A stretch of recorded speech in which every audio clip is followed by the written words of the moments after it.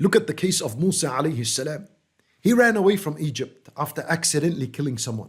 He has no home, no shelter, no food, no family, no support. He's on a mountain, it's cold, it's dark.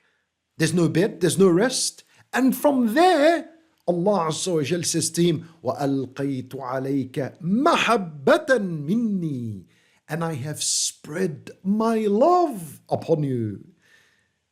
Allahu Akbar. مَحَبَّةً مِنِّي. I have spread my love upon you. وَلِتُصْنَعَ عَلَى عَيْنِي.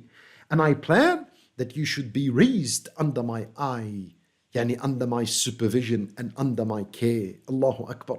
The hardship that you go through is not a sign that Allah hates you or is angry with you. If you are with Allah,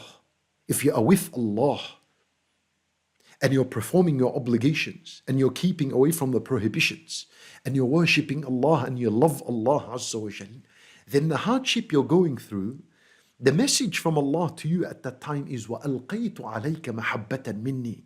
Allah has spread His love upon you. Look at Musa alayhi salam. Such a difficult case he's in. I just told you about it.